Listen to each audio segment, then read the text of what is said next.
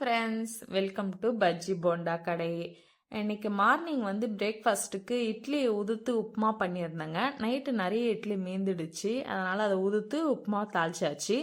உப்புமா நம்ம வழக்கமாக செய்கிற மாதிரியே செஞ்சுட்டு அதில் கடைசியாக இறக்கும் போது மட்டும் ஃப்ரைட் ரைஸ் மிக்ஸு ஒரு 2 டீஸ்பூன் அளவுக்கு தூவிட்டு இறக்குனீங்கன்னா டேஸ்ட்டு ரொம்ப சூப்பராக இருக்குங்க. இட்லி பொடி கூட தூவி இறக்கலாம், பட் அதை விட இந்த ஃப்ரைட் ரைஸ் மிக்ஸ் போடுறது டேஸ்ட்டு ரொம்ப சூப்பராக இருக்குங்க. நீங்கள் ஒரு தடவை ட்ரை பண்ணி பாருங்கள், உங்கள் கமெண்ட்ஸை எனக்கு ஷேர் பண்ணுங்கள். பிரேக்ஃபாஸ்ட் எல்லாம் செஞ்சு முடிச்சுட்டு சாப்பிட்லான்னு சொல்லிட்டு உட்காந்து சாப்பிட்டுட்டு இருந்தேன். பாப்பா எனக்கும் வேணும்னு சொல்லி கேட்டுட்டு இருந்தா. சரி, அவளுக்கு மட்டும் தட்டில் ஒரு 2-3 பீஸ் வச்சு கொடுத்துருந்தேன். அது ரொம்ப பிடிச்சிருந்தது போல் அவளுக்கு. அவள் ரொம்ப லைக் பண்ணி சாப்பிட்டுருந்தா. அவள் ரியாக்ஷன் பார்க்கும்போது உங்களுக்கே தெரியும், அவ்வளோ பிடிச்சிருந்தது அவளுக்கு. அப்படியே ரொம்ப ஹாப்பியாக லைக் பண்ணி சாப்பிட்டாங்க பாப்பா. சரி, அப்படியே எல்லாம் பிரேக்ஃபாஸ்ட் எல்லாமே சாப்பிட்டு முடிச்சுட்டு டைரெக்டாக லஞ்ச் எல்லாம் ப்ரிப்பேர் பண்ண ஸ்டார்ட் பண்ணிட்டேன். அவளுக்கு பாப்பாவுக்கு பருப்பு சாதத்துக்கு கொஞ்சமாக பருப்பு எடுத்து வச்சுட்டு பூண்டு காரக்குழம்பு தாங்க இன்றைக்கி வச்சுருந்தேன். அது கூட பருப்பு ரசம் பாப்பாவுக்கு வச்சுட்டேன். இது முடிஞ்ச கையோடையே நம்ம கடை வேலையெல்லாம் செய்ய ஸ்டார்ட் பண்ணலான்ட்டு சமோசாவுக்கு மசாலா ப்ரிப்பேர் பண்ணிகிட்ருக்கேன். இப்போ வெங்காயம்லாம் வதக்கிட்டு இருக்கேன். உருளைக்கிழங்கு ஆல்ரெடி வேக வச்சுட்டேன். திறந்து பார்க்கும்போது தான் தெரிஞ்சுது. வெந்ததுக்கப்புறம் அதில் மஞ்சாத்தூள் கொஞ்சம் போட மறந்துட்டேன். அதனால் மசாலாவில் கொஞ்சம் மஞ்சாத்தூள் அதிகமாக சேர்த்துட்டேன். இப்போ இது எல்லாமே செஞ்சு முடிச்சுட்டு உங்களுக்கு நான் மசாலா காமிக்கிறேன் பாருங்கள். இதோ பாருங்கள், ஃபுல்லாக செஞ்சு முடிச்சாச்சு. சமோசாவுக்கு மசாலா ஃபில்லிங் ரெடி ஆயிடுச்சு. இப்போ இதை ஆறட்டோன்னு சொல்லிட்டு அப்படியே எடுத்து ஓரமாக வச்சிடுறேன். நான் சூட்டில் செஞ்சால் அந்த ஆவி சமோசா உள்ளே இருக்கும்.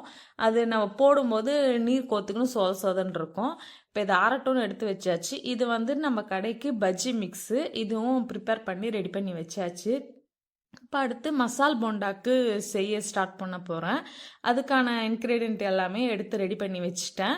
இஞ்சி, பச்சை மிளகா, மிளகாத்தூள், பெருங்காயம், வெங்காயம் எல்லாமே ரெடி பண்ணி எடுத்து வச்சுட்டேன். இப்போ செஞ்சுட்டு உங்களுக்கு காட்டுறேன் பாருங்கள்.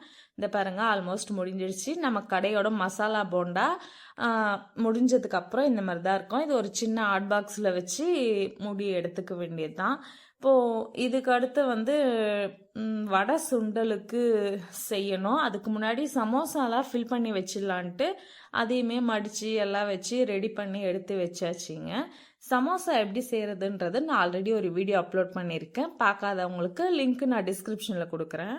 இது நம்ம கடையில் போடக்கூடிய வடை சுண்டல். அதை செஞ்சு முடிச்சாச்சு. அதையும் பாத்திரத்தில் மாற்றி எடுத்துக்கிட்டேன். இன்னொரு பக்கம் உளுந்த மாவு அரைச்சி வெங்காயம் எல்லாமே போட்டு ப்ரிப்பேர் பண்ணி அதுவும் எடுத்து வச்சுட்டேன். மசால் வடைக்கும் மாவெல்லாம் அரைச்சி எடுத்து வச்சாச்சு. ஆல்மோஸ்ட் எல்லாமே முடிச்சிட்டேன். இப்போ பணியாரத்துக்கு மட்டும் கரைச்சி வச்சுட்டேன், அது ஊறட்டோன்ட்டு. அதுக்கு முன்னாடி நைட்டுக்கு பிரேக்ஃபாஸ்ட் செஞ்சிடலான்னு சொல்லிட்டு இட்லி ஊற்றி பருப்பு போட்டிருந்தேன். அதை சாம்பார் தாளித்து விட்டுட்டேன். இது வேலையும் முடிஞ்சிடுச்சு.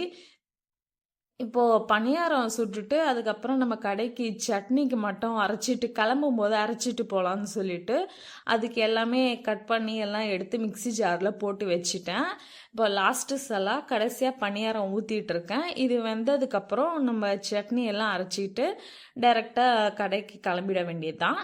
ஸ்வீட் பணியாரம் கூட எப்படி செய்யணுன்றது ஆல்ரெடி நம்ம சேனலில் நான் வீடியோ அப்லோட் பண்ணியிருக்கேன்.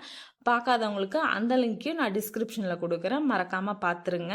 நீங்களும் உங்கள் வீட்டில் ஒரு ரெசிபியை ட்ரை பண்ணி பாருங்கள். ஏதாவது ரெசிபி உங்களுக்கு வேணும்னு நினச்சிங்கன்னா கீழே கமெண்ட்டில் கேளுங்க, நான் அடுத்து வரக்கூடிய வீடியோக்கெல்லாம் அப்லோட் பண்ணுறேன். பணியாரம்லாம் அப்படியே சுட்டு முடிச்சாச்சு. இப்போ சட்னியை அரைச்சிட்டு டைரெக்டாக நம்ம கடைக்கும் கிளம்பியாச்சுங்க. அப்படியே எண்ணெய் வச்சு ஒரு ஐட்டம்ஸாக போட்டு நம்ம டிஸ்பிளேல எடுத்து வச்சாச்சு. இப்போ கடை ஸ்டார்ட் பண்ணுற டைம் ஆல்மோஸ்ட் இப்படி தான் இருக்கும். நம்ம கடை ஸ்டார்ட் பண்ணும்போது முடிக்கும் போது உங்களுக்கு காமிக்கிறேன் பாருங்கள். இதவங்க இன்னைக்கு க்ளோஸ் பண்ணுற டைமும் வந்தாச்சு. இன்னைக்கு என்னன்னு தெரியல, பணியாரம் தான் கொஞ்சம் நிறைய நின்று போயிடுச்சு. ஒரு 1/2 hour பார்த்துட்டு அதுக்கப்புறம் இதை பேக் பண்ணி எடுத்துக்க வேண்டியதாங்க. அவ்வளோதான் ஃப்ரெண்ட்ஸ், இன்னைக்கு வீடியோ இதோட முடிஞ்சுது. அடுத்து வர வீடியோக்களில் இன்னும் நான் இன்ட்ரெஸ்டிங்காக வீடியோஸ் எல்லாம் உங்களுக்கு அப்லோட் பண்ணுறேன். இந்த வீடியோ உங்களுக்கு பிடிச்சிருந்தா லைக் அண்ட் ஷேர், சப்ஸ்கிரைப் பண்ணிடுங்க ஃப்ரெண்ட்ஸ். Thanks for watching.